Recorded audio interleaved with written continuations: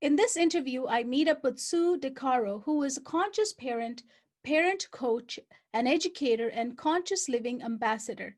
She assists parents in creating more harmony, connectedness, boundaries, discipline, and confidence through her coaching expertise.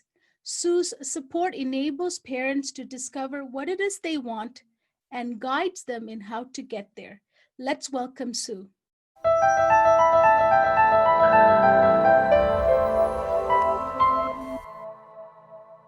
Thank you, Sue, for joining me today. This is so awesome to have you on this, our next summit. I wanted to start off by asking you, you're a parent coach, an educator, and a conscious living ambassador. How did this all start for you? From unconsciousness, truth be told, from unconsciousness. I have two children, both girls, and they are my greatest awakeners. And so the simple answer is basically through my own parenting experiences from an unconscious behavior and conditioned behaviors and societal influences, raising them in certain ways that actually didn't really meet the child's need or help the child to thrive, nor support me as a human being in this world. So through that whole portal of pain and agony, here I am. Mm-hmm. So that's how you ended up, becoming a coach to help other parents, right? Right. I figured that if I was having as much trouble as I was having and I hired people, I mean, I wasn't embarrassed about getting help. I got help. I got every bit of help I could possibly get. I realized that there must be a lot of other parents that are also experiencing very similar things. So I went back to school for my master's level certification in parent coaching and have done a lot of other learning opportunities to help be the conscious ambassador and conscious coach that I am today. Yeah. And I think when we become a parent, it's kind of, we just start the journey without a lot of guidance, isn't it? Like, and also you bring in your parenting from what your parents gave you. Right. As a Right. My backup. parents gave me a lot of tools, but most of them were from unconscious behaviors. And again, I love to point out that it's not their fault.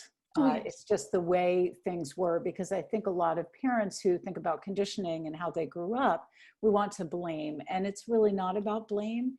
It's really about just being aware of what was and what is, and they did the best they could with what they had. And now we can do it in a different way with what we know through different paths and different ideas. Yeah, times have changed and we have more understanding, right? For Than they sure. had, for For sure. sure. Yeah. Yeah. And then can you explain to me what is conscious parenting so our viewers can understand? So that's a great question. So I look at it twofold. The first is conscious parenting is about us really connecting with ourselves as parents. We may be new parents or maybe, halfway through the journey, whatever that halfway point looks like. And so it's an opportunity to look within, to see what those societal conditionings are, what the backpack we carry, I like to call the backpack, that we carry into this journey is stuffed with, the heavy rocks, the feathers, whatever that looks like, and unpacking that, dissecting that, so that we can be more aware of our behaviors in the moment and more consciously connected in a way with our children to help our children thrive. So part of it is about us as the parent dissecting what we bring to this parenting, quote unquote role. And the second part of this is looking at the child, of course. So each child that we bring into this world or that comes to us is here for us to see clearly and value as themselves and understand the uniqueness of that child. And so that's a stepping back process of being consciously aware of what this child is all about, what the child needs, how the child experiences love, learning, Yes. and all sorts of other things, how their behavior shows up, because we want as conscious parents to create those conditions that help each unique child to thrive in their own way. And I think our own parents, right? They have given us those set of values. If you go back to that's the unconscious stuff we have, right? We have to work through that backpack. The backpacks, yeah. So if I could give a tiny example, my mother and I tend to have a lot of control arguments. I wanted control, she wanted control when I was a kid. And back then, it was common to smack your child. And again, Yes. I don't hold any poor views or feelings. So when I had children, and I think this is true of a lot of parents, Yep. I said, I'll never hit my kids, never. Of Yeah. course, I had the children, and there was two experiences where I hit them, Yeah. and it was the hardest thing to not do, honestly, Yeah. because the reactiveness inside of me that had been programmed to just react and do, quiet the child down by maybe a smack or slap or whatever. And it was painful. And at the same time, it was an eye opener that I had to work even harder. And I wasn't on this conscious path yet. So imagine I Yeah. had to work even harder to try to tackle that behavior that came just without thought. Yes. Yes. It's a hard journey because we're kind of untraining ourselves at the same time we're parenting, wanting to parent the right way, right? It's The right way, whatever that yes. way is. Yeah, the right Yes. way is the right way that serves the child A too. And child. it's about our own values, not the values that we've been fed on the platter, right? The platter Yes. that comes to us through our own conditioning, the platter from society. It should be done this way. It's really about tapping into, what do we want this journey to look like? What are the values that we want to bring to life for our personal family? Yeah. Not our parents' values, but our own values. Yeah. Very important part of it. hmm And it reminds me of, like for me, the hardest part is the society part. Some cultures are very, very driven by what are other people going to say, right? Like our parents were reacting on what other people are going to think about their parenting. So Right. it kind of comes with that package too, right? The backpack. Like The I need to, backpack. Right. Right. That's part of the backpack, that if you're in Target and your child is having a meltdown, oh my gosh, what what will is people think?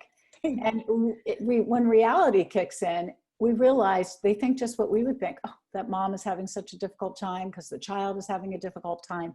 They don't think we're terrible parents. Yeah. People don't walk around, and if they do judge, it's really not our business to worry about that, because our job is to show up for our child in that moment, not the Mhm. world around us, but our child. Yeah, yeah, very, very important.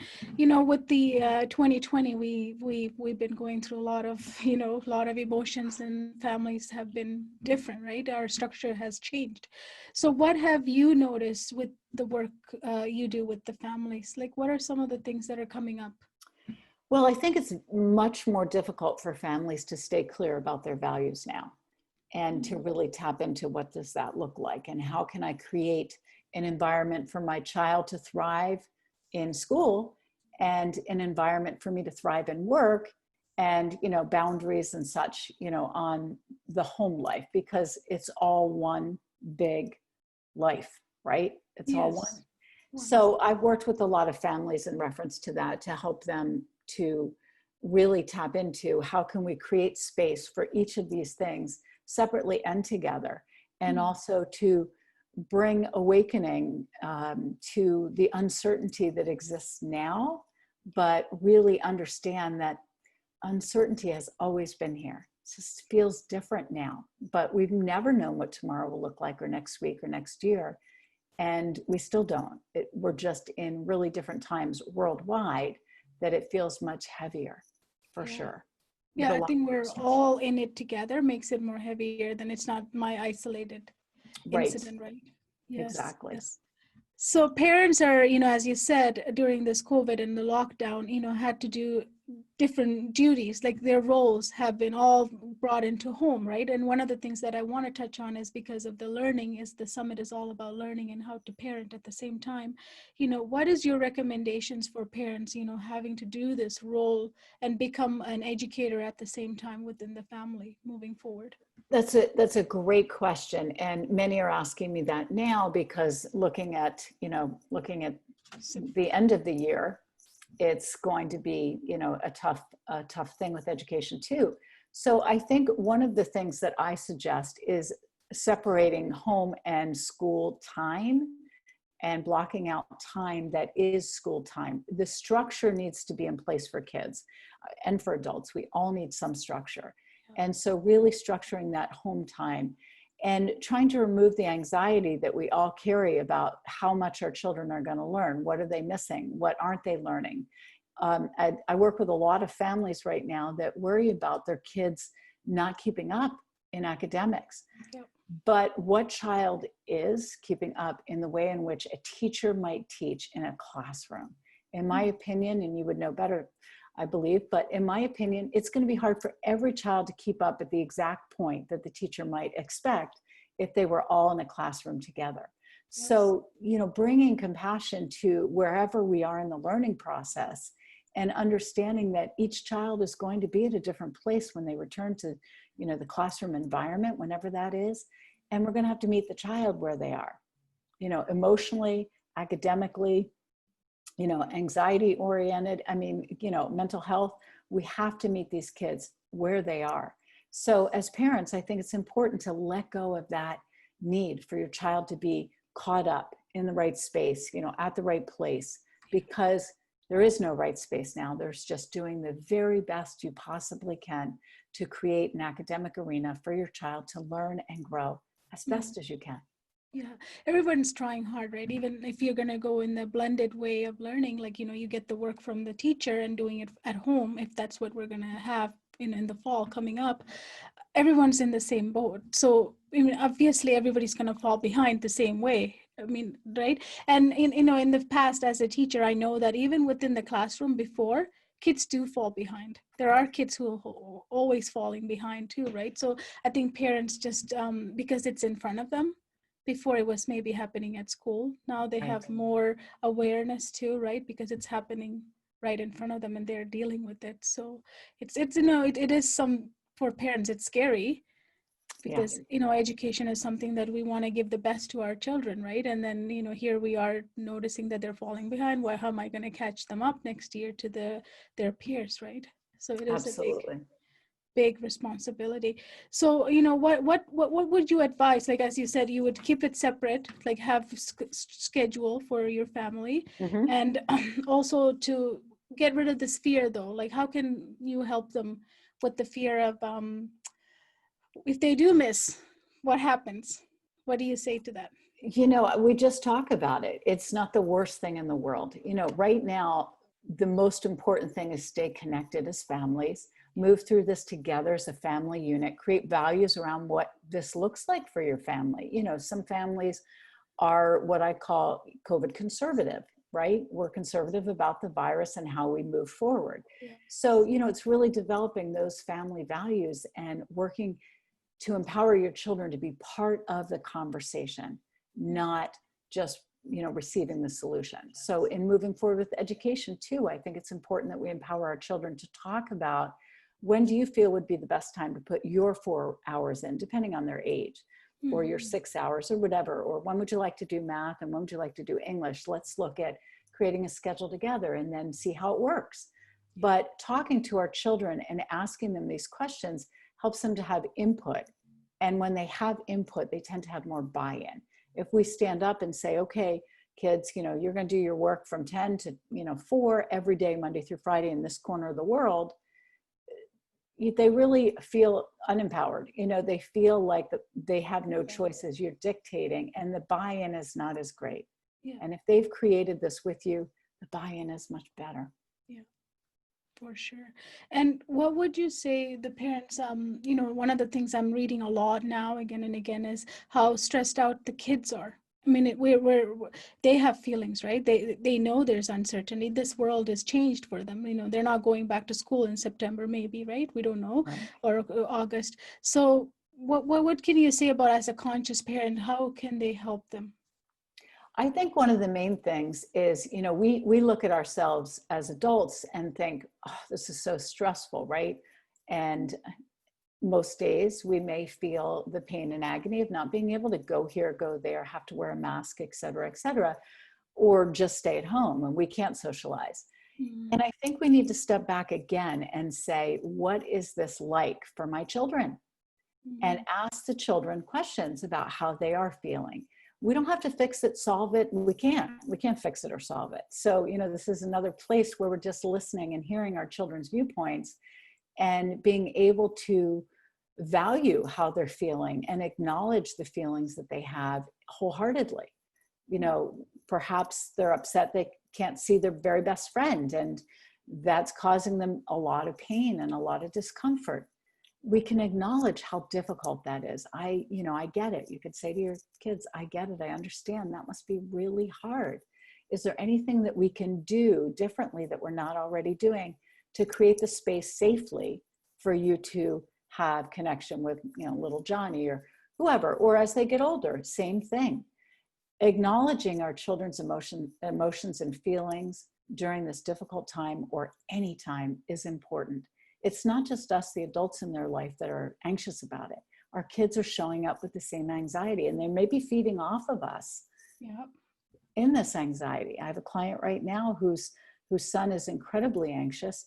And as it turns out, the mother is scared to death of COVID, scared to death. And I said, we've got to work on this first because he's feeding off of you, so we have to look at how we're showing up. And then we also have to tap into how we can help our children to tap into their own emotions, share them, feel heard and valued and respected. Mm-hmm. And, like you talked about unconscious parenting, right? During this time, those will surface more than before, because under stress, don't they? We all get anxiety brings out that behavior, right? Yeah, right. So when educating their kids at home, one of the problem that's going to come out is this role: you're not my teacher, you're my mom, or you're my dad. Like, you can't tell me what to do. This has been happening with a lot of families. Have you heard of that in your practice? Like, anybody? No, I haven't necessarily had that come up, but I think it could come up, any day now. And I think one of the things that's really important is to talk with your children about how your role has changed. So it's really sharing that, during the hours of 10 to 2, I will be taking more of a teacher role, and then step into the teacher role if that's what you're going to take on, or the homeschooling role, or the school at home role, whatever you want to call it. Yes. It's something completely different, right? So we need to acknowledge that this is a different role for and with our children, so that they understand that we're not the mom who's, making lunch right now, or doing the laundry, or whatever. We're the mom who's sitting next to them, or the dad who's sitting next to them, helping them through their assignments, guiding them and supporting them as they go. Mm-hmm. Yeah. And, one of the things I analyzed in the last summit was where people wanting to do other alternative education models, right? Like unschooling and, homeschooling, where they take the responsibility completely to themselves, right? So, us as a conscious parent, or unconscious parents, what happens is we all have our own backpack with, how education should look like, right? Right. How can we advise those parents who are going in that journey and starting that journey and have this backpack? Of course, we're going to have it. We can't say we're just going to drop it, right? It's going to come along with us. It takes it's a process, right? As you said. Yeah, it's a process to drop the backpack on the side of the highway. It's a long journey, hiking. But, we do revert back to old habits. It's just the nature of human beings. And I think one of the most important things that we can do is have compassion for ourselves, in that may come up. But if you're a parent listening and you decide to homeschool, the real homeschooling sense of homeschooling, and many parents I talk to are actually shifting in that direction. Education should be fun, right? And making it fun for our kids and exciting for our kids without the stress of outcome.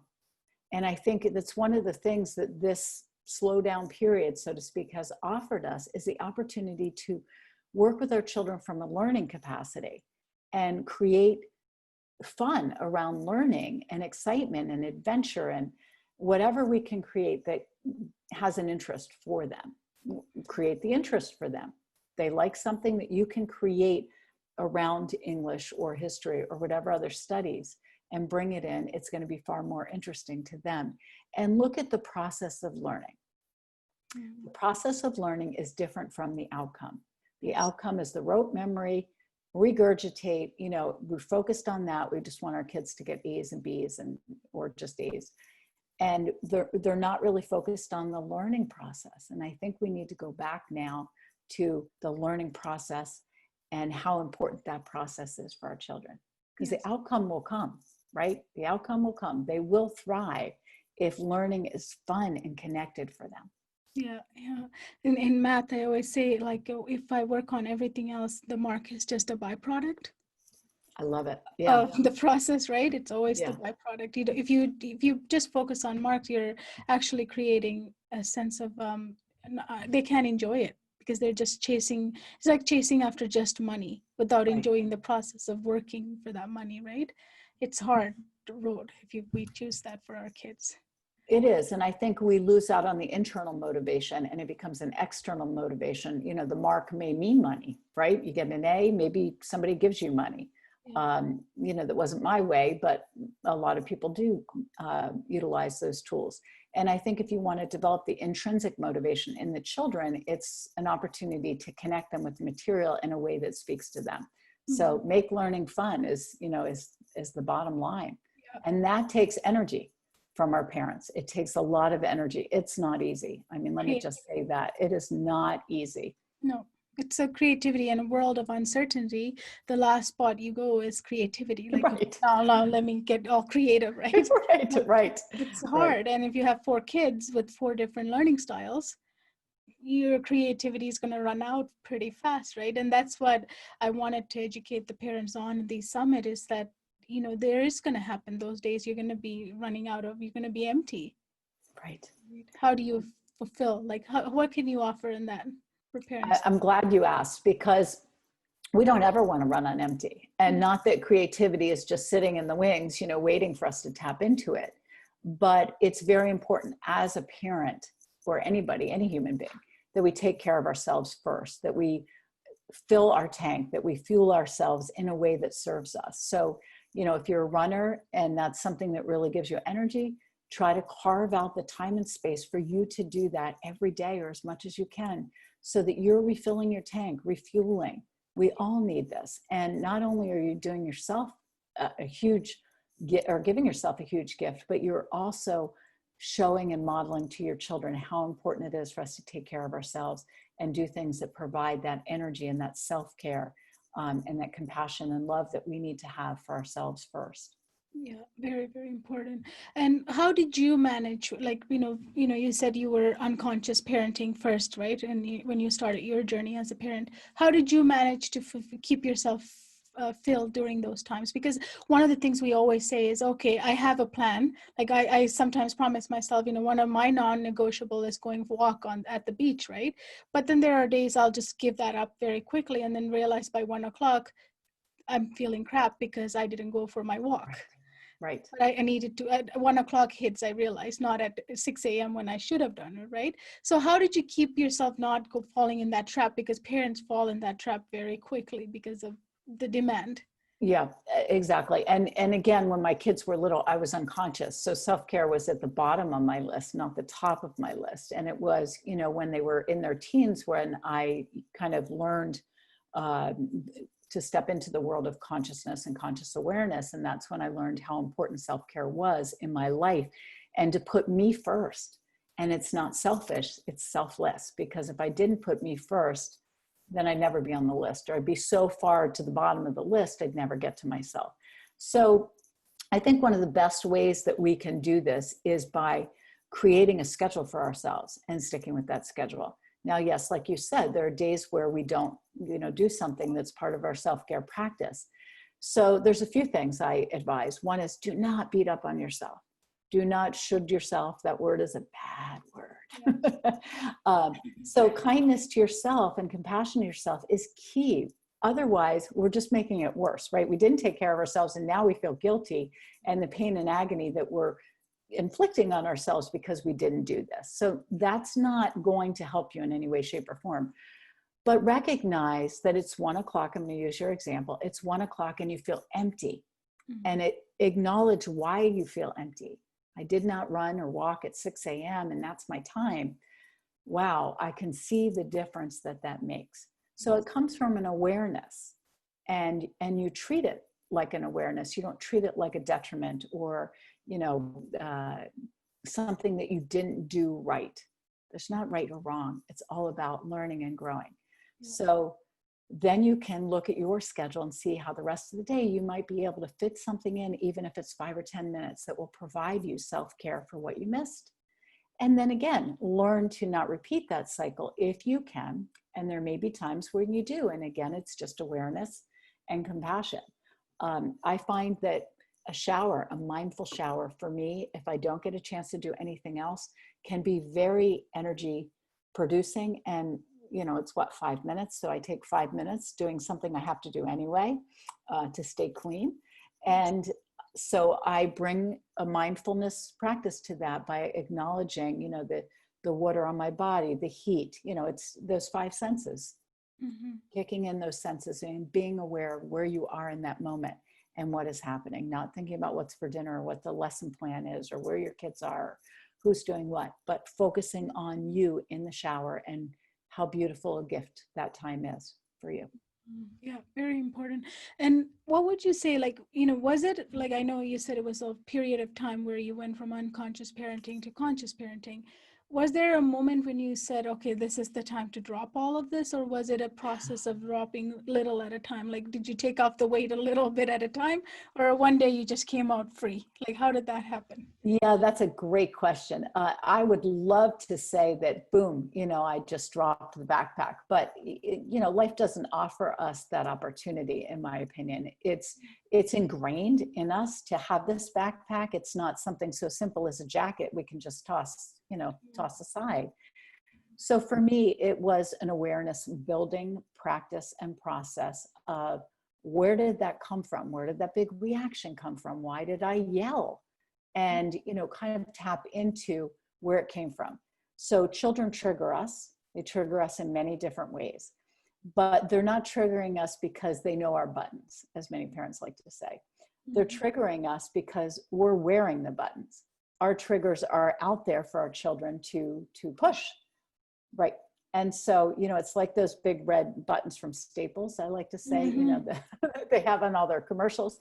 So if you tap into what your buttons are, and this is one of the educational opportunities that I provide to parents in this world is, you know, courses about this. But if you tap into what your buttons are as your children are pushing them or afterward, kind of reflecting at the end of the day, I was really reactive at this point in time. What was this about? What did that say about me? It's not about your children, because we can come to that same button in a calm approach and get further than we can by reactivity.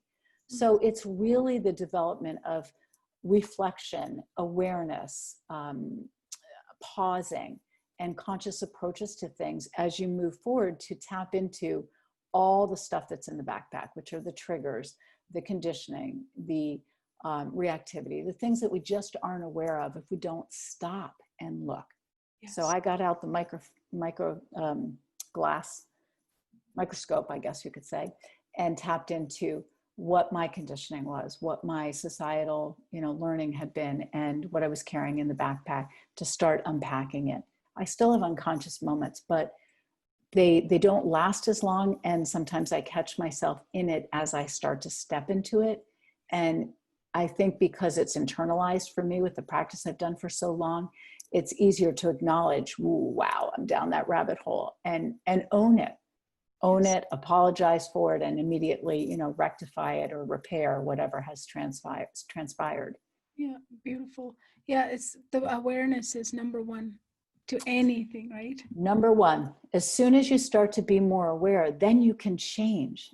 It doesn't mean you're going to change it midstream or right after, but you can start to see the patterns that show up in your life. So you're absolutely right. The first step is to be aware. Yes, yes. And in education, it's the same thing. Like if a student is struggling, right? First step is them becoming aware of why I'm struggling, what's happening here. And then that momentum of that is what gets them going. And sometimes that's why, you know, I said right parenting or the right environment. And then the second fold to your unconscious parenting is that, isn't it? Connecting to your child. After you become aware of yourself, the second part is how am I going to respond to my child? And every child's different. And that's something that I had to learn too. Like, you know, we tend to generalize our children sometimes if we have more than one, but they're not. They have their uniqueness, right? We have to stay with it as we would parent. Absolutely. And see that uniqueness and honor it in our children, celebrate it, right? Who wants kids that are exactly the same? And they're not mini me's either. My children aren't me.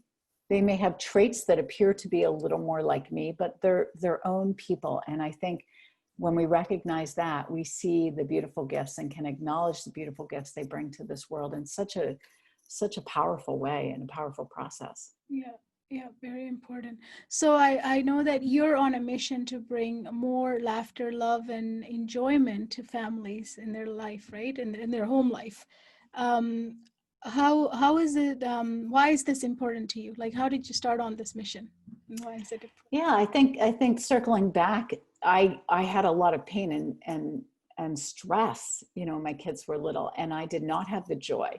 And so, I think that, as I said earlier, really wanting to make a difference in the world for parents who probably are struggling like I was or differently, to bring more of this joy that parenting can provide, having a family, being part of a family, walking side by side and guiding and raising our children can be just a beautiful gift. And we lose sight of that sometimes because we get lost in what I like to call as the muck. And that's where we're living. So, when my kids were little, I was in the muck, and there's no joy in the muck. It's just dirty and stressful and overwhelming. So yes, I do want to worldwide change this world for children, the next generation, so that they don't feel as if they're, when they're adults, they're 30, 40, 50, that they've not been seen, heard, or valued. So now's the time we need to see them clearly, hear them, and value them, as human beings on this earth, unique, in and of themselves. And you saw you're a living proof to that, right? When you did become conscious, your relationship with your kids and everything in your life is much better Much and better. enjoyable. Yes, it definitely changed the relationships I have with my children, and still does. It's an ongoing process. We don't arrive at this conscious level and we stop. We continue to stay on the journey of conscious awareness and the conscious continuum to continue to deepen our knowledge of ourselves, because I think that's ongoing, and also deepen our knowledge of our children. And I think the other piece of this is our children are here to help us grow, just as we're here to help them grow. So the more we engage in conversation, empowerment, questioning, curiosity, which is one of my favorite words in parenting, we show up to be curious, then we can learn from our children. And my kids have told me things, that have bothered them that I do or have done, and or we talk about childhood, and it pains me, but not in a way that I'm not willing to own it and move forward and rectify it and repair or whatever I need to do. Because none of us want to hurt our children. And when children say, I don't know why you ever apparently use the word disappointed. And I've been reminded of that recently. When my kids were small, I used that word, and how powerful that word is. And I know now, on this journey of consciousness and conscious ambassador in the world, that words carry weight. Yes. So our children are here to remind us of all the things that we can learn through them and with them, just as we're teaching them. It's a two-way street if we keep that open. Yeah, because if I don't want to disappoint my parent, then I'm carrying this weight of I need to act a certain way, right, or I have to be a certain way, otherwise I'm going to disappoint them. And right. Now I'm living to your expectation or my parents' expectations, right? And then I can't be myself. There's the conditioning, yeah. And then there becomes a mask we put on to be what it is we need to be in order to please the other, and we lose the essence of ourselves. Yeah. What would you say, like this is something that's just coming up to me right now, is that what about if I wasn't a conscious parent all this time and I have a teenager? Now I all of a sudden start changing. They're gonna see a shift. They're like, what's happening here? You're usually not acting like that. You're usually yelling at me. Now you're like different. How do you bring that? Like, earlier start is better, of course, but what if I didn't and I'm here with the 16-year-old? Whenever you bring change to your parenting, it doesn't matter when. It's a beautiful thing. So if your child is 16 or your child is 20, it doesn't matter. Change is a beautiful gift, and bringing conscious awareness to your life and the life with your children is going to impact all of you in a positive way. If your child is looking at you like you have two heads, address it. Don't let it just be this silent elephant in the room that nobody talks about. I had a client years ago that brought their kids together and said, Sue is our coach and she's going to teach us better ways to work with you and communicate with you and to connect with you. And so the kids could look at this as a positive thing, that the parents were interested in learning. And so if you're learning new ways to behave, tell your kids, you're actually looking at your parenting style and you want to kind of shift a little bit to create deeper connections with yourself and also with them. So, if they notice you trying new things on, it's because you're working to create those deeper relationships. Yeah. So it's nothing to hide, because that's one of the things I hear. Yeah, I definitely wouldn't hide. I wouldn't hide behind your learning. Again, it's another modeling opportunity. We never stop learning. So we're a parent. We don't have all the answers. We weren't thrown into this job with a book about little Susie and little Tommy. We were thrown into this, this beautiful relationship of walking side by side with a child, but not knowing that child's essence until it starts to show up, and then, it continues to grow and thrive and develop. And so, if there was a handbook for each child, it would be different, but there isn't. And so I think part of this journey is saying to your children, I'm learning too.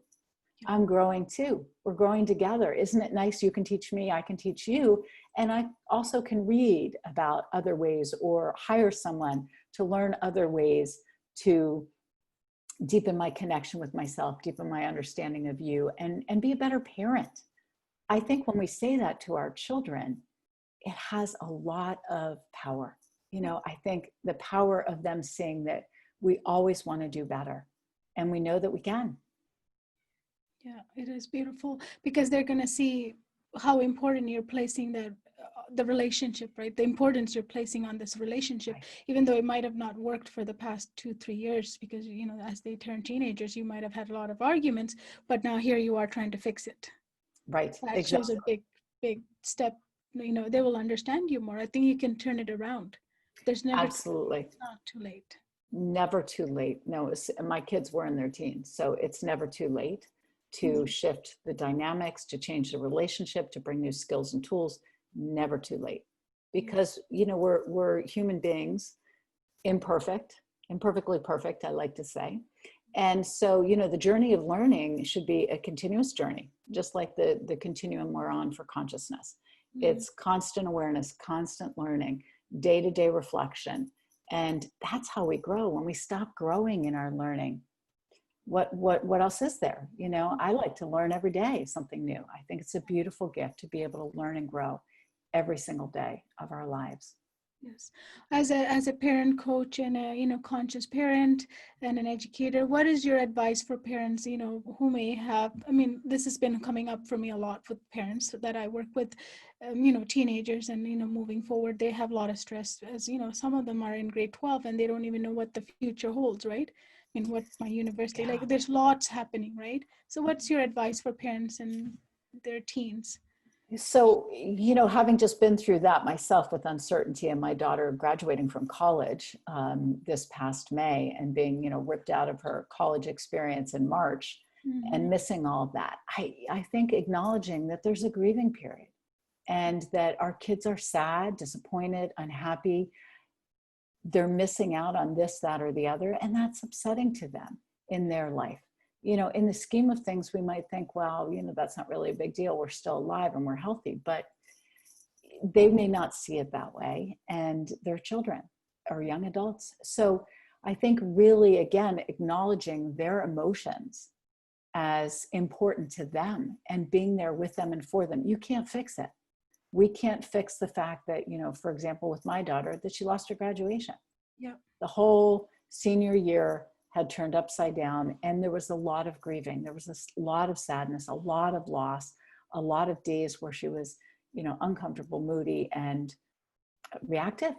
Yeah. And we had to acknowledge this is where it was coming from, what was underlying, and be supportive in a way that helped her through.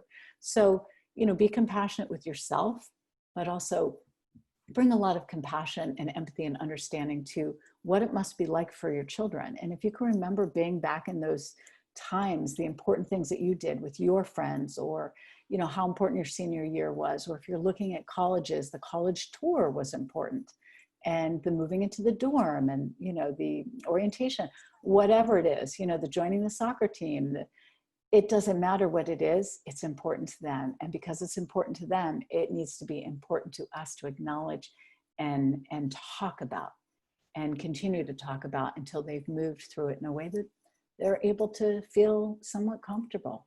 Yeah, it's very important. You can't just say to them, well, we're healthy and we're well, you should be thankful. Yes, that's true. But at the same time, as you say, you have to allow them to grieve.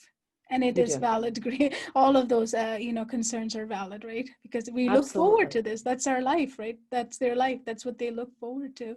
And now it's not here anymore. Yeah. So, Yeah, we can't just brush that under the carpet, because it'll come out in other ways and behavior and other things if we don't talk about what this must be like for them. That's the important key, is what is this like for you? What are you sad about? What have you lost? Let's talk about it. mm-hmm. And what about for parents with younger children who are starting the journey, right? And what would you advise them? Really tough. I have a grandchild who's 5, so was just about to start kindergarten, Wow. and I don't know what that looks like right now, but I think, really weigh out your values and what is important to you, because a lot of what I'm hearing right now, especially parents of younger children, is they don't know what to do. Mm-hmm. If the school's open, should I send my child back, or shouldn't I? Or should I send my child, period, to, start school? Yeah. And once you tap into what you want, what your pros and cons look like, and it's great if you can do it with a professional, because it does bring a different level of organization to your thoughts, Mm-hmm. and curiosity, and weighing the pros and cons in a different way. But when you weigh the pros and cons, you're looking at what's right for you. Mm-hmm. If the virus is so scary that you don't want your child to leave the house, then you need to create an environment that works for you and your child, but not from fear. Then you need to move into the comfort of creating what serves you. Yeah. Okay, fear would be letting my child step into the classroom. Non-fear would be creating a beautiful environment at home. Then do what serves you. And it comes back to, don't look outside of you about the judgment. Because I see parents posting things on social media about this, and other parents saying, oh yeah, of course we'll send our kids back. It's not about what everybody's doing. It's about what you feel confident and comfortable doing with your child in the particular school district and town and community and state that you live in today. Yeah. Or tomorrow. And you could change your mind, and that's okay too. So really honor your internal feelings and values and what's important to you as as parents or a parent, and go from there to set up the environment for your child. And talk with your child if they're old enough to understand, because when we make the decision for our child, again, there's going to be a lot of animosity if the child has an awareness and understanding of what they're losing. So talk with your child about why this is important for you and why you feel strongly, not from fear, but from facts. Mm-hmm. Mm-hmm. And let them know this is something we're just going to try, right? Like, as I said in the last summit, I kept telling parents to be relaxed about whatever is going to happen, because we don't really know, right? The best thing to tell them is that we don't really know, but we'll just try it. Yeah. Yeah, we don't know. And these are the options that we have, right? And we need to choose from one of those options for today. All we know is this moment. We don't know anything past that. I mean, most school districts don't even know if they're opening. So this isn't even a question that parents can actually make a decision on today. Yes. And one of the things that you do is help parents with these kind of decisions, and total, keeping them worried and up at night, because this is a big deal, right? It's a big deal. And sometimes talking with someone who can help you, you get off that ledge. I mean, we're a lot of us are on ledges or cliffs, just wondering what will happen. Yes. We look at that and we deconstruct that so that we can actually look at how to move forward in a way that serves you, makes you feel more comfortable and confident, and brings compassion and love to your own heart so that you can bring it to your child. because Yeah. that's key. Yes, very important. And what you do is that, as you said earlier, the child will feed off your fear. So with what you do in your coaching is to take that, give a confident parent, right? Parents the confidence so that the child doesn't feed off, because that's the last thing any parent want to do. Right, right. And if you see anxiety in your child or you see fear in your child about the virus, look in the mirror. And I mean this in the most loving way. Look in the mirror and ask yourself, what am I displaying to my child? Because oftentimes they're mirroring what they feel in our energy. And I've had parents say, but I hide my fears. There's no such thing. Kids are like energy absorbers. They can walk into a room where you've had a disagreement, an argument, or some tense discussion, and you could stop cold turkey and talk about, ham for dinner, and they're going to feel the tension in the room and pick up on that. And then they'll start to worry, what was that about? And, what did I miss? So kids know, they sense these things. So we can't hide from it, but it's important to deconstruct it and bring more attention and awareness to it in a different way so that we can feel like when we show up for our children, we're showing up with the energy and the attitude that we want to show up with to help our children move forward too. Thank you, Sue, for sharing all that. And I know you do such a great job with parents like, who have these worries. And, is a lot of it in your coaching, is it group or is it individual parents? Like, can they get help? I do both. I do one-on-one, I do group coaching, I have online courses. I really try to meet parents where they are. And, when parents come to me with specific things, I try to make it work for that particular parent. So if they want to do a group setting, then we create groups. And you work with the age group is between young, doesn't matter what? Any age, any age. I mean, I have actually worked with parents of adult children too. Yeah. And parenting, when it comes to it, it doesn't matter the age. I know we separate them, but it's pretty much the conscious parenting style. Right, right. When we're raising a child, whether they come through us or to us, we've just become a parent, and we're always a parent. Yeah, it doesn't matter. Right. Thank you so much for coming in today and sharing your knowledge and expertise with us. We really appreciate it. Thank It's you. been a pleasure and an honor. Thank you.